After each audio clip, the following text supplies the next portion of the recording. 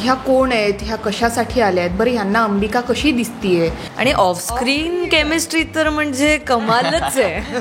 नाही म्हणजे टचवूड की आधी आमची घट्ट मैत्री होती आणि मग मायानेच माझा जीव घेतलाय. असं जर मी अभिनेत्री नसते तर मे बी चांगली शिक्षिका नक्कीच झाली असते. It's a very big deal. तर त्यामुळे ती मला खूप इन्स्पायर करते. सो हे मी माझ्या आजीबद्दल बोलेन. नमस्कार, मी आविष्कार चाबुकस्वर मराठी बॉक्स ऑफिसमध्ये तुम्हा सगळ्यांचं स्वागत आहे. मी आलो तुलाच जपणार आहेच्या सेटवर आणि त्याचे कलाकार माझ्यासोबत आहेत. कसे आहात तुम्ही? आम्ही मस्त आहोत. तू कसा आहेस? मालिकेत अनेक ट्विस्ट अँड टर्न्स येत असतात, तर आता देवी आजींची एंट्री होते, तर तुमच्या पात्रांच्या काय भावना आहे? मी जरा शॉक्ड आहे, सरप्राईज आहे की ह्या आजी मला याआधी भेटल्या आहेत, ज्यांनी मला मीरापर्यंत पोहोचवण्याचा मार्ग दाखवला होता. ज्या आजी मला परत देवळात भेटल्या होत्या तळी गावातल्या, त्याच आजी आज परत घरात आहेत. ह्या कोण आहेत, ह्या कशासाठी आल्या आहेत, बरं ह्यांना अंबिका कशी दिसतीये, मीराला दिसतीये किंवा माझ्या वडिलांना दिसतीये, कारण आमचं रक्ताचं नातं आहे हे आपण आता समजू शकतो. पण ह्या आजींनाही मी कशी दिसतीये. सो हे मोठं सरप्राईज आहे तिच्यासाठी. पण ती खुश आहे. आजी आल्याने घरात बऱ्याच चांगल्या गोष्टी घडत आहेत, म्हणजे चांगल्या माणसांसोबत. विलन गँग आमची जरा घाबरली आहे, पण तेच त्यांच्या येण्याने अंबिका तरी प्रचंड खुश आहे. अजूनपर्यंत म्हणजे जेवढे सीन्स आम्ही केलेत आत्तापर्यंत तरी त्यांची आणि माझी अशी काही टशन किंवा ओळख अशी झालेली नाही आहे. कारण मी आणि माझी जी विलन गँग आहे ती जरा वेगळ्या गोष्टी करणं, म्हणजे ह्यांना त्रास देणं वगैरे त्यामध्ये बिझी आहे. त्यामुळे अजून असा काही इंटरफरन्स माझा आणि त्या पात्राचा आला नाही. आणि नक्कीच जेव्हा येईल तर it would be definitely fun. तर आता ठीकठाक काळ झालाच आहे मालिका सुरू होऊन, आणि तुमचे अनेक सहकलाकार आहेत, तर तुमची ऑनस्क्रीन केमिस्ट्री आणि ऑफस्क्रीन केमिस्ट्री म्हणजे किती स्ट्रॉंग आहे बॉन्ड? ऑनस्क्रीन केमिस्ट्री पण आमची चांगली आहे, कमाल आहे. म्हणजे दोन वेगवेगळे फरक आहेत त्यात. की आधी आमची घट्ट मैत्री होती आणि मग मायानेच माझा जीव घेतलाय. आता म्हणजे मायाने वेदाला त्रास दिला किंवा मीराला त्रास दिला तर मी तिला त्रास देते. सो आमची ऑनस्क्रीन केमिस्ट्री कमालच आहे. आणि ऑफस्क्रीन केमिस्ट्री तर म्हणजे कमालच आहे. नाही म्हणजे टचवूड इट्स रिअली नाईस. म्हणजे जेवढं ऑफस्क्रीन आम्ही मज्जा मस्ती करतो तेवढंच ऑनस्क्रीन सिरियसनेसने काम होतं. जेव्हा काम असतं तेव्हा कामच होतं, पण जेव्हा काम नसतं तेव्हा खूप धमाल होते, खूप टाइमपास, खूप मजा. हो. आणि काय म्हणजे आता आम्ही इतका वेळ एकत्र असतो that it is like a family only. म्हणजे आता असं असतं ना कधी कधी की आता प्रतीक्षा आहे किंवा कोणी असलं आणि युज्युअलपेक्षा ते जरा शांत दिसत आहेत, तर आम्ही सगळ्याच जणी एकमेकींना जाणे काय झालं, ओके काय झालं, तू बरी आहेस, असं काय झालं, तुझा चेहरा का पडला, इज एव्हरीथिंग गुड. आणि म्हणजे हे एक चेक ऑन वगैरे ते असतं. त्यामुळे कधी कधी न बोलताही नजरेतूनही कळतं की हां ओके आज जरा ही लो वाटते, आज जरा हे असं आहे, ठीक आहे आपण इथे असं सांभाळून घेऊ. हे सगळ्यांचं सगळ्यांप्रती आहे. So it's really nice. वा. तर असं वातावरण असेल तरच काम खूप चांगलं होतं असं मला वाटतं. तर मालिकेच्या बाहेरचा प्रश्न की आता मुंबईत तुम्ही आहात, मुंबईतली कोणती फिरायला आवडणारी जागा आणि फास्ट फूड आणि कोणतं? मी मुंबईत फार नाही फिरले. मी 2017-18 पासून मुंबईत राहते. पण मला मुंबईत सगळे थिएटर्स माहिती आहे, कारण मी पूर्वी नाटकात काम करायचं. सो माझं घर ते रेल्वे स्टेशन, त्या रेल्वे स्टेशनपासून जिथे प्रयोग आहे तिथे कसं जायचं आणि तिथून नाट्यगृहाला कसं जायचं हे मला चोख माहिती आहे. पण फार मी कुठे फिरायला गेले नाही. पण त्यातल्या त्यात मला मरीन ड्राईव्ह प्रचंड आवडतं. आणि फास्ट फूड मला इन जनरलच कुठे गेले तरी मला चायनीज खायला आवडतं. चायनीज मग ते असं हॉटेलवाला की आपण दोन्ही चायनीज खायला मला आवडतात. गाडीवरचं आहे आणि छान असं मोठ्या ठिकाणी जाऊन वगैरे. ओके. म्हणजे बेसिकली नाट्यगृह ही तुझी आवडती जागा म्हणायला हरकत. नाट्यगृह आणि त्या व्यतिरिक्त मरीन ड्राईव्ह. ओके. माझं खूपच अनपॉप्युलर ओपिनियन असणार आहे यावर की मुंबईत मला कुठली जागा आवडते. मला माझं घर आवडतं, मला बाकी काहीच आवडत नाही. सध्या मी ठाण्यात स्थायिक आहे गेले काही महिने.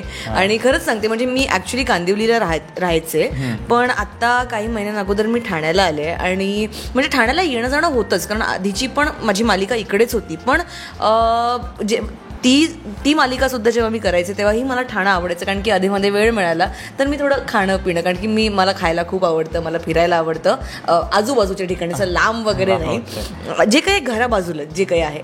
त्यामुळे आत्ता मला ठाण्यात राहायला मिळतं. आणि आय नो मला माहिती आहे ठाणं हे प्रॉपर मुंबईचा भाग नाही आहे पण ते यावर 7 आयलँड्स एकत्र आहेत. आय नो हे मी ठाण्याच्या लोकांना जेव्हा मी बोलायचे की की तुम्ही मुंबईमध्ये नाही आहात, पण नाव that I am a part of Thane, I would say की मला ठाणं प्रचंड आवडतं.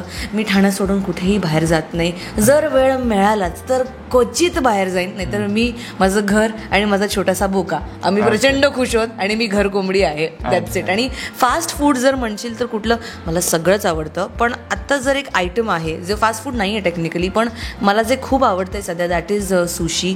मला व्हेज सुशी खूप आवडते. इकडे फू म्हणून एक रेस्टॉरंट आहे, तुम्हाला वाटलंच की तुम्हाला जॅपनीज फूड ट्राय करायचं आहे, तिकडचं फास्ट फूड आपण म्हणू शकतो हे, तर नक्की तुम्ही व्हेज सुशी ट्राय करा. ओके, मग सुशी वगैरे म्हणल्यावर असं जास्त वडापाव वगैरे त्या साईडला कळलं नाही? नाही, मी सगळं खाते, पण सध्या मला आवडतं सुशी. तसं तर म्हणजे जर तुम्ही कोणालाही विचाराल तर इकडे कितीही फास्ट फूडचे पार्सल्स, झोमॅटो, झेप्टो, ब्लिंकिट, काहीही असो खादाड, ते मी आहे. मी खूप खाते आणि मला खाणं खूप आवडतं, सगळं आवडतं मला. फूडी एकदम फूडी. मला मिसळ आवडते, मला वडापाव आवडतो, मला पाणीपुरी आवडते, म्हणजे काय म्हणशील ते. म्हणजे आत्ता जरी तू आणलंस तरी मी खाईन, मला इतकं आवडतं फूड. नेक्स्ट टाइम मी लक्षात ठेवतो आणि मी नेक्स्ट टाइम आणतो. ओके, तर मला विचारायचं होतं, आता कांदिवलीला होतीस तू, त्यानंतर ठाण्याला शिफ्ट झालं, या तरी 2017-18 आल्या, तर त्यासाठी वेस्टर्न लाईन जास्त तुला आवडते की सेंट्रल लाईन? तसं ॲक्च्युली लहानपणी मी आईसोबत खूप लोकल्समध्ये ट्रॅव्हल करायचे जेव्हा मी कांदिवली, कारण की तिचं ऑफिस पार्ल्याला असायचं. सो आम्ही लोक रोज कांदिवली से जाके वापे पोहोचणे का. पण आत्ता म्हणजे काही वर्ष झाली, जसं आधी मी आता थोडं साताऱ्यात होते, मग थोडं सगळं फिरून घेतलं शूटच्या निमित्ताने जे काय, त्यामुळे नाही आत्ता वेस्टर्न लाईन नको. खूप दगदग होते ती, खूप जास्त दगदग होते. जसं मी म्हणाले, आता मी माझं ठाणं बरं खुश आहे मी सध्या काही वर्ष तरी, जोपर्यंत या स्टेजला आहे. देन आगे का आगे देखेंगे, ॲज ऑफ नाव क्षणात जगायचं असं माझं असतं. बरोबर, मस्त.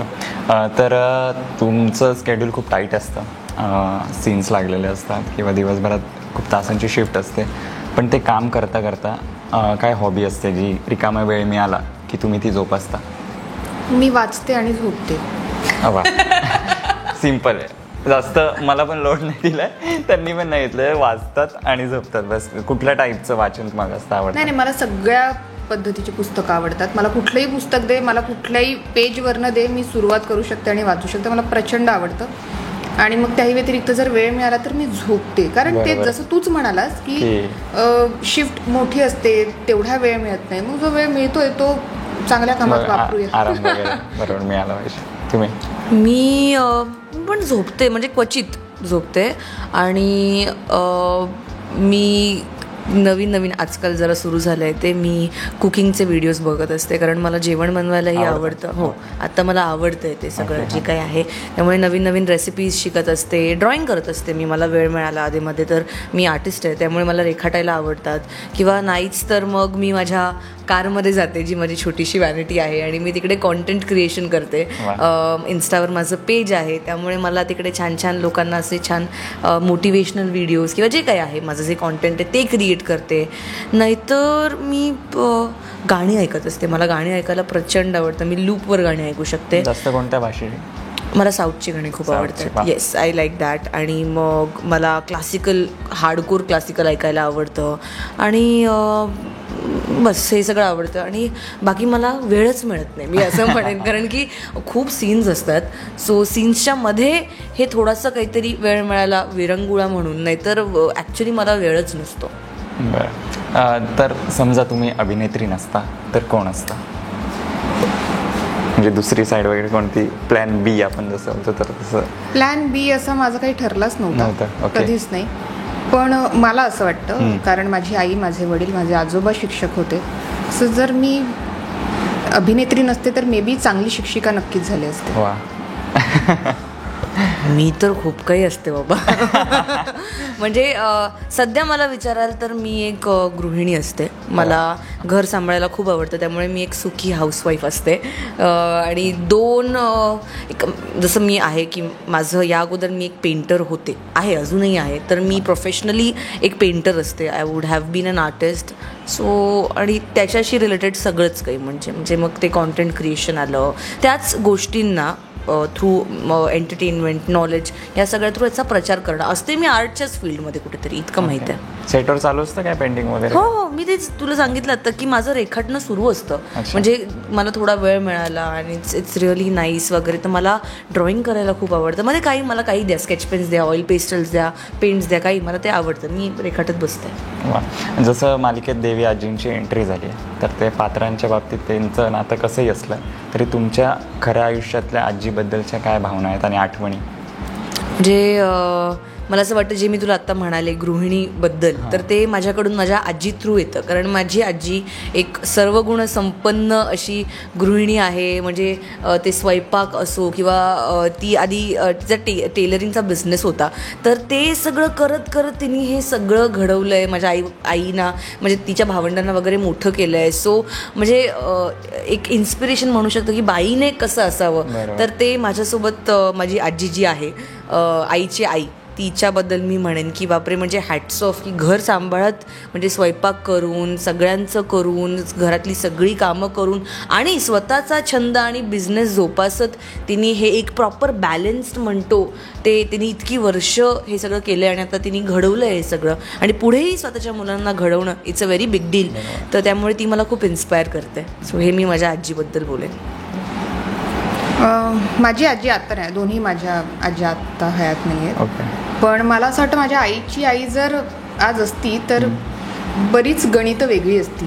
सगळ्यात महत्त्वाचं म्हणजे मी आत्ता जसं ठाण्यात मी आणि माझी बहीण राहतो, आम्ही मग तिघी जणी असतो आणि ती रोज सेटवर आली असती. मला काय हवंय, काय नकोय, ह्या सगळ्या गोष्टीची काळजी तिने घेतली असती. आणि तेच माझं दोघींवरही प्रचंड प्रेम होतं. एक भयंकर साधी होती आणि एक दुसरी भयंकर धाडसी होती. सो हे दोन्ही गुण माझ्यात आलेत माझ्या आजींचे आणि मिस करते मी त्यांना, बस एवढंच. नक्कीच नक्की. धन्यवाद आमच्यासोबत गप्पा मारल्याबद्दल आणि थँक्यू. तुमचा वेळ दिल्याबद्दल. तर मालिकेत ट्विस्ट अँड टर्न्स येणारच आहेत, तर जाता प्रेक्षकांना काय आवाहन करा? तुम्ही आत्तापर्यंत आमच्या मालिकेवर खूप प्रेम करत आला आहे, प्रत्येक पात्रावर खूप प्रेम करत आला आहे आणि आता तसंच एक आवडीचं पात्र म्हणजे देवी आई, आमची आजी, ती परत येते आणि तिच्या येण्याने घरात बऱ्याच गोष्टी घडणार आहेत. सगळ्या पात्रांवर त्यांच्या येण्याने परिणाम होणार आहे, फरक पडणार आहे. तर बघत राहा आमची मालिका आणि तुमचं असंच प्रेम देत राहा. आणि तुम्हाला काय वाटतंय, तुम्हाला अजून काय बघायला आवडेल हे नक्की आम्हाला कॉमेंट सेक्शनमध्ये कळवा. येस, अशीच आमची मालिका बघत राहा. खूप सारे आशीर्वाद आणि प्रेम देत राहा. आणि तुमच्यासाठी आम्ही म्हणजे as I say for all the characters की प्रत्येक पात्र त्यांचं 100% देतं आहे प्रत्येक शॉटमध्ये, की आम्ही तुम्हाला एंटरटेन करू शकतो, तुमच्यापर्यंत आमची स्टोरी शेअर करू शकतो या मालिकेची. सो बस असंच प्रेम देत राहा आणि आम्ही असेच कमाल सीन्स करत राहू. येस, आणि बघत राहा आमची मालिका तुला जपणार आहे, सोमवार ते शनिवार रात्री 10:30 वाजता फक्त झी मराठीवर.